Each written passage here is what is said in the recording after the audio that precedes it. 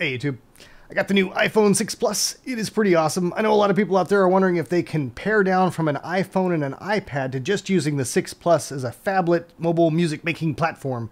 And I'm afraid the answer to that is no. Thanks for watching, take it easy. Alright, I suppose you guys might want a little bit more than that. I'll show you how this works. Grain Science is one of the few apps that's already been updated to support the new sizes, and I've got it open now on the 6 Plus and the iPhone 5, and one of the key differences for both of these versions is that the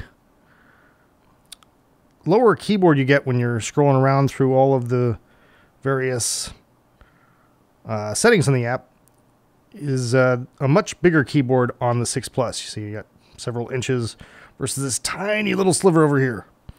And that is quite helpful. I was spending a lot of time in Grain Science playing with it. And you'll also notice that there's a lot bigger gap between all the various knobs. So you get like this much space versus this much space. And that's, you know, it gives you a little bit more freedom. That being said, I still got some pretty severe hand cramping as a result of playing with this for a really extended period today. And it's just a matter of everything is in this tiny area where you can't really move around on it too much. And you spend so much time in this isn't a criticism against Grain Science, but just all of these synth apps, you got to spend so much time scrolling through every goddamn menu. It's just ridiculous. And conversely, like, let me show you the iPad. You have two different menu controls that pop up on each page. So you can play around with a lot more things at once, especially in the effects where you can play with all four at once. So when you're presented with a lot of different stuff in one page, you spend a lot less time digging around trying to remember, okay, do I have to slide 3 times to the left to get to the, you know, the grain unit 1 or whatever? Oh yeah, one other nice feature that a lot of iPad apps get to utilize is the ability to do pop-ups. Whereas on the iPhone version of Grain Science,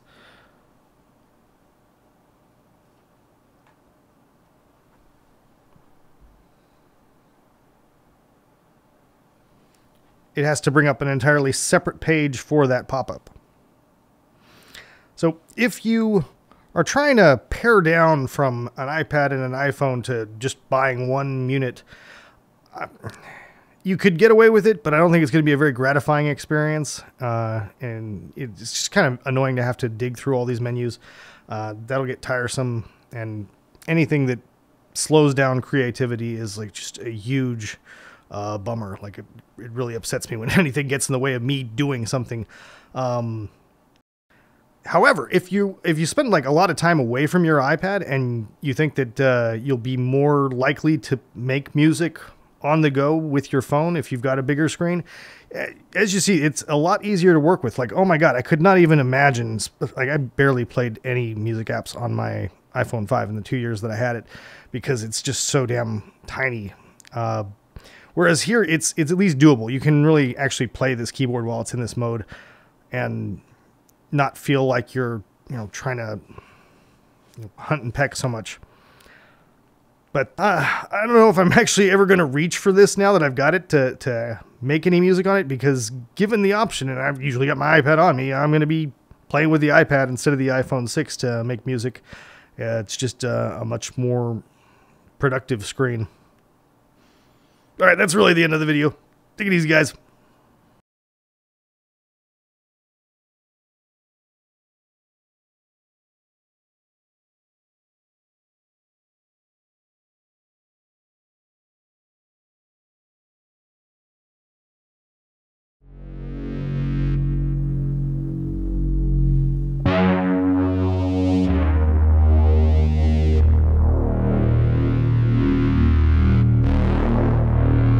That sounds fun, but a little messy.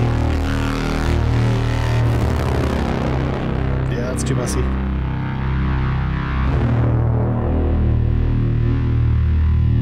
Oh, I can get away with a little bit of it.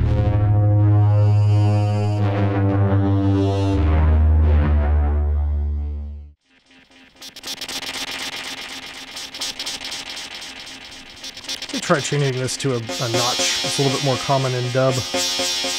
BS means band stop, which is usually thought of as a notch filter. And here that's really playing around inside of that delay because it's making this tight notch inside of the frequency spectrum as it's wobbling back and forth with the LFO, and the resonance is like making that really pronounced, so it's shimmering all over the place.